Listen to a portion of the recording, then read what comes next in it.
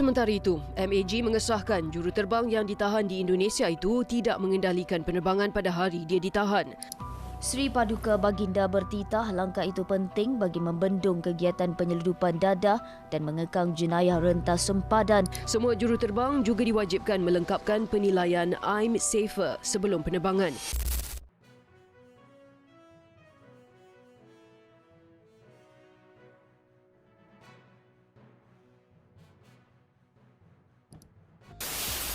Isu dadah di Malaysia kembali mendapat perhatian apabila beberapa operasi besar mendedahkan kegiatan sindiket yang melibatkan pelbagai jenis bahan terlarang.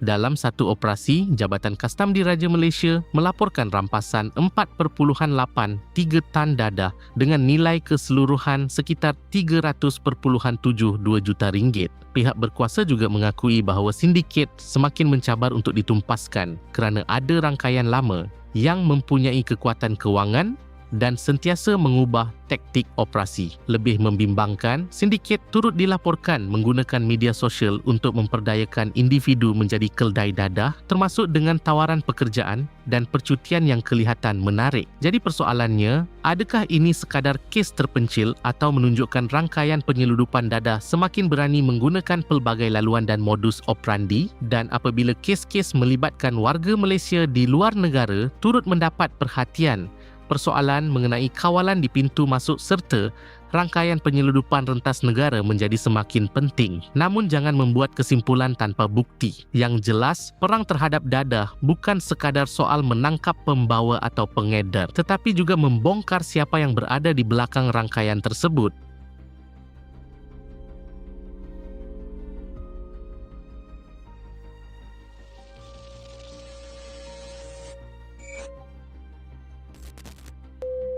Menurut laporan BH Online, Ketua Pengarah Agensi Kawalan dan Pelindungan Sempadan AKPS, Datuk Seri Muhammad Syuhaili Muhammad Zain mengesahkan pegawai agensi di bawah AKPS iaitu Kastam Diraja Malaysia tidak terbabit dalam proses pemeriksaan melalui mesin pengimbas di KLIA. Pemeriksaan melalui mesin pengimbas bagasi ini dikendalikan oleh pihak FSEC dan dapatan yang diterima dalam pemeriksaan awal mendapati tiada sebarang penemuan objek mencurigakan ketika bagasi juruterbang itu melalui mesin pengimbas sebelum dibenarkan menaiki pesawat. Bagaimanapun menurut beliau, pada masa ini siasatan lanjut sedang dijalankan oleh Polis Diraja Malaysia PDRM bagi mengenal pasti punca utama bagaimana dadah seberat 26 kg itu mampu menembusi pemeriksaan mesin pengimbas yang dilengkapi sistem berteknologi tinggi. Ketika ditanya adakah ada unsur counter setting turut berlaku dalam kes itu, beliau berkata unsur berkenaan akan dikesan apabila siasatan oleh pihak polis selesai dijalankan. 3 wanita warga Malaysia ditahan selepas disyaki cuba menyeludup pelbagai jenis dadah melalui lapangan terbang antarabangsa Soekarno-Hatta sejurus tiba dari Kota Kinabalu. Ketiga-tiga suspek ditahan selepas pegawai kastam dan eksais DJBC Indonesia mengesan tingkah laku mencurigakan sebelum pemeriksaan lanjut dijalankan. Dadah disyaki jenis kokain, MDMA dan ketamin ditemukan disembunyikan dalam beg peralatan mandian, dompet, bungkusan ubat, poket jaket, kasut serta kartridge vape. Semua bahan yang dirampas telah menjalani ujian awal bagi mengenal pasti kandungannya. Pihak berkuasa Indonesia kini bekerjasama dengan polis untuk meneruskan siasatan dan tindakan perundangan terhadap kes berkenaan. Singapura tahan lelaki Malaysia bersama bahan terlarang bernilai $361,000 di pusat pemeriksaan Woodland. Kepada tuan-tuan dan puan-puan, pada adik-adik, ingat Singapura bukanlah negara yang mudah-mudah kita boleh tembus. Tolong dengar, tolong ambil pengajaran. Kalau terlibat dengan bahan-bahan terlarang dekat sana, memang hukuman dia membawa maut. Lebih menarik, Malaysia Aviation Group atau MAG dilaporkan mewajibkan saringan dadah terhadap kesemua juruterbang Malaysia Airlines sebagai langkah segera untuk memperkukuk keselamatan operasi penerbangan. Langkah ini sememangnya penting bagi memastikan keselamatan penerbangan terus terjamin. Tetapi persoalannya, mengapa saringan ini diwajibkan secara menyeluruh pada ketika kes pilot sedang menjadi perhatian? Adakah ia sekadar langkah keselamatan biasa atau ada perkembangan lain yang belum diketahui umum? Dalam satu kenyataan, Malaysia Aviation Group MAG memaklumkan juruterbang yang gagal menjalani saringan dalam tempoh ditetapkan tidak dibenarkan bertugas. Kaki tangan juga perlu mendapat pelepasan mengikut prosedur dan keperluan kawal selia MAG. Keselamatan operasi serta kesiapsiagaan kru adalah keutamaan yang tidak boleh dikompromi. Semua juruterbang juga diwajibkan melengkapkan penilaian I'm Safer sebelum penerbangan. Ini bagi memastikan mereka berada dalam keadaan fizikal dan mental yang sesuai untuk bertugas.